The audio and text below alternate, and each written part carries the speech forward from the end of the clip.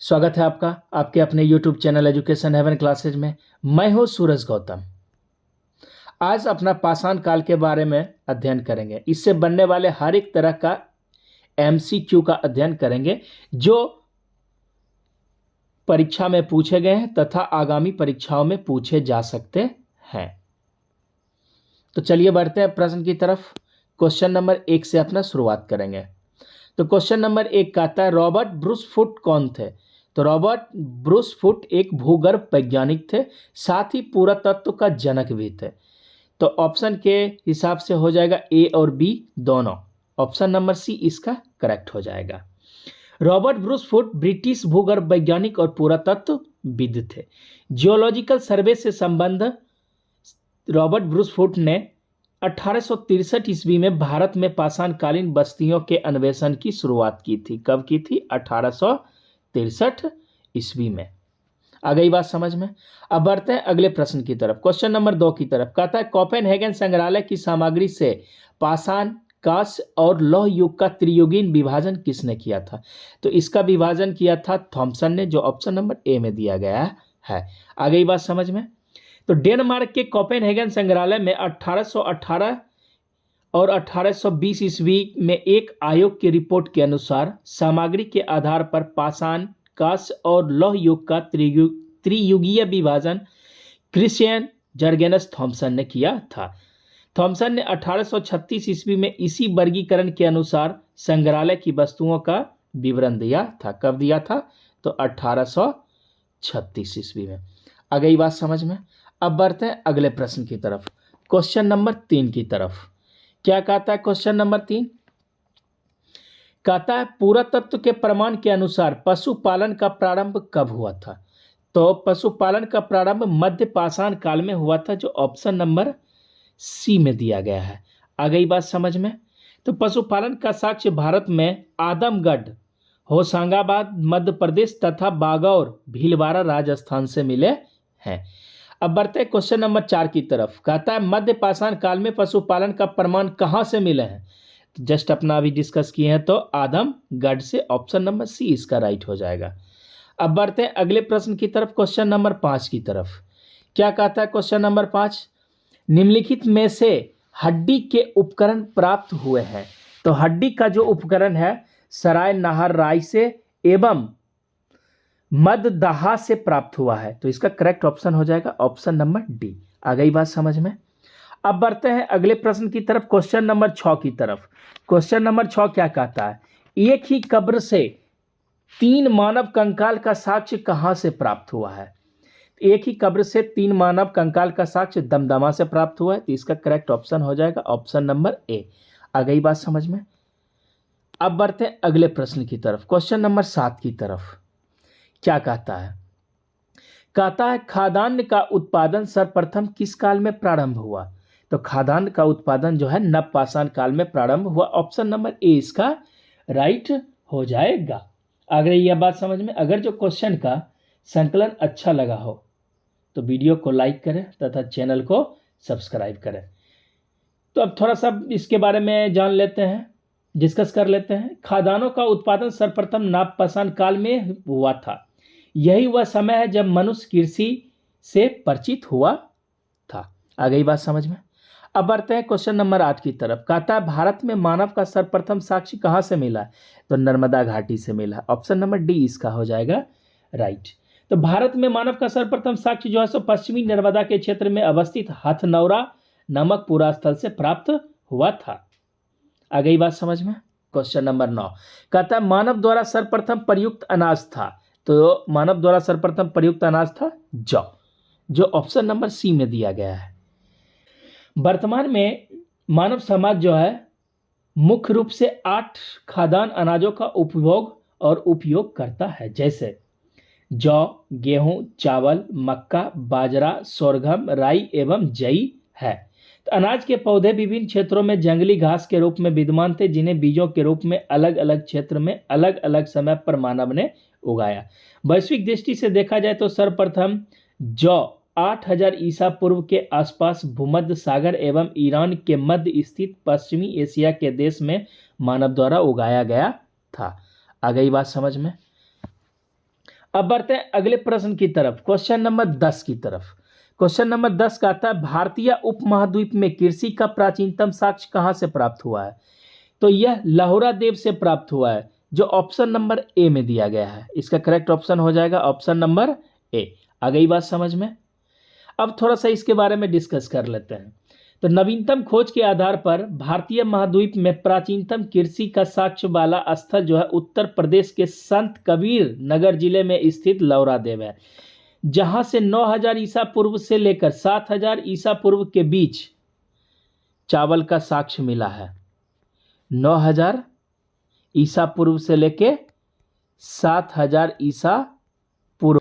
अब बढ़ते हैं अगले प्रश्न की तरफ, क्वेश्चन नंबर 11 की तरफ। क्या कहता है क्वेश्चन नंबर 11? कहता है भारतीय उपमहाद्वीप में कृषि के प्राचीनतम साक्ष्य कहां से प्राप्त हुए हैं? तो इसका साक्ष्य मेहरगढ़ से प्राप्त हुआ है। ऑप्शन नंबर सी इसका क्या हो जाएगा? राइट हो जाएगा। अगर जो लाहौरा देव दिया रहेगा तो ऑप्शन क्या आएगा? लाहौरा देव। आ गई बात समझ में? अगर जो क्वेश्चन का संकलन अच्छा लगा हो तो वीडियो को लाइक करें तथा शेयर करें।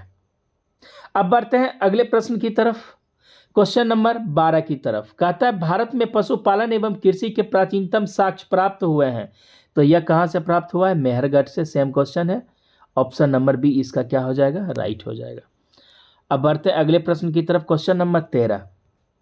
क्या कहता है निम्नलिखित में से किस स्थान से मध्य पाषाण काल में पशुपालन के साक्ष्य मिले हैं?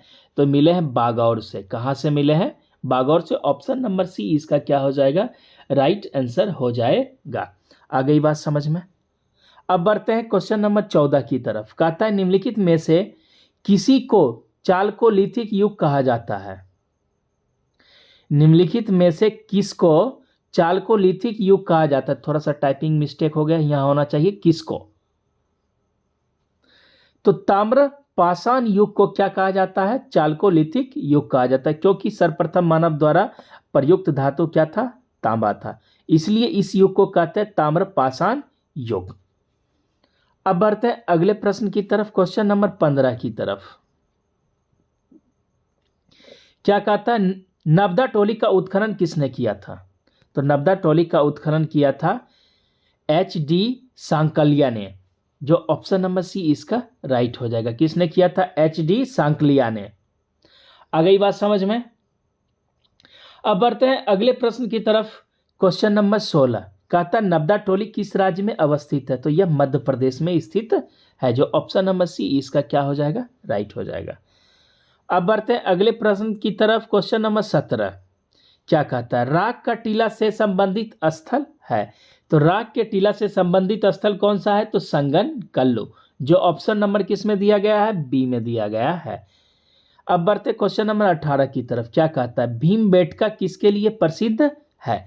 तो भीमबेटका जो है सो गुफाओं के शैलचित्र के लिए प्रसिद्ध है। ऑप्शन नंबर ए इसका राइट हो जाएगा। अब बढ़ते हैं अगले प्रश्न की तरफ, क्वेश्चन नंबर 19 की तरफ।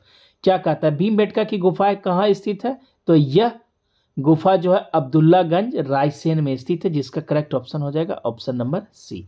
आ गई बात समझ में?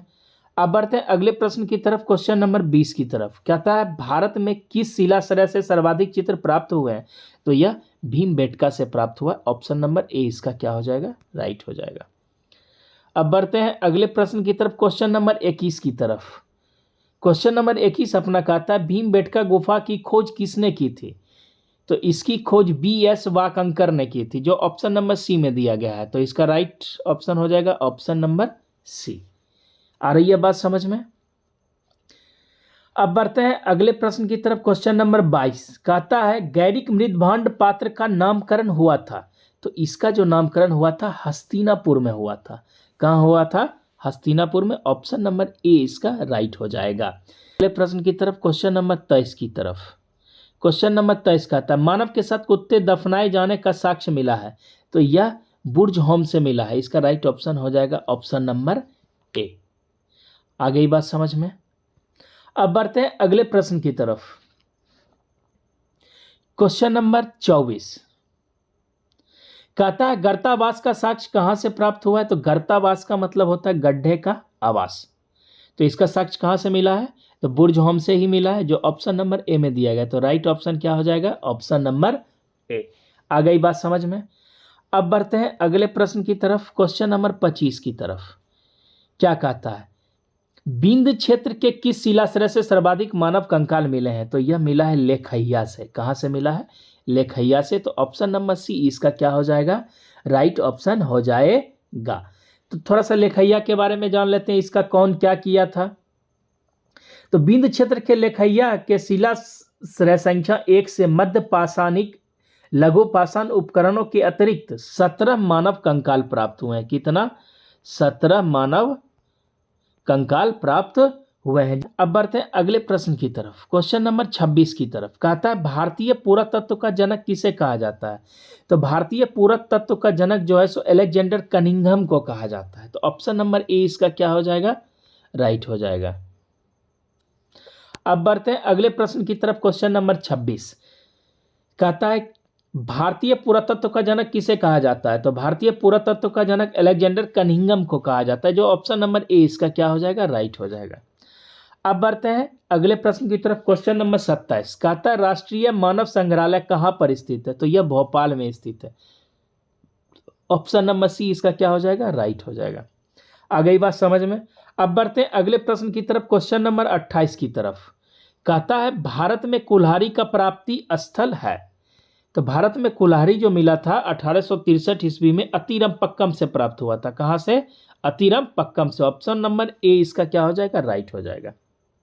अब बढ़ते हैं अगले प्रश्न की तरफ, क्वेश्चन नंबर 29 की तरफ। कहता है लघु पाषाण उपकरण की खोज किसने की थी? तो इस उपकरण की खोज सीएल कार्लाइल के द्वारा किया गया था। ऑप्शन नंबर ए इसका क्या हो जाएगा? राइट हो जाएगा। अब बढ़ते हैं अगले प्रश्न की तरफ, क्वेश्चन नंबर 30 की तरफ। कहता है धातुओं में सबसे पहले किस धातु का प्रयोग किया गया था? तो सर्वप्रथम तांबा का प्रयोग किया गया था। ऑप्शन नंबर ए इसका क्या हो जाएगा? राइट हो जाएगा। आ गई बात समझ में? आज के सेशन में इतना ही। तो अपना पाषाण काल से बनने वाले हर एक तरह के क्वेश्चन के बारे में डिस्कस कर लिए हैं, और घटना चक्र में जितने भी क्वेश्चन पूछे गए हैं उसका भी अध्ययन कर लिए हैं। तो पाषाण काल अपना क्या होता है? दी एंड होता है। अगर जो वीडियो का संकलन अच्छा लगा हो तो लाइक करें तथा चैनल को सब्सक्राइब करें, जिससे आपको इस तरह का वीडियो मिलता रहे। वीडियो देखने के लिए बहुत बहुत धन्यवाद। मिलते हैं फिर किसी अगले टॉपिक के साथ, तब तक जम के मेहनत कीजिए।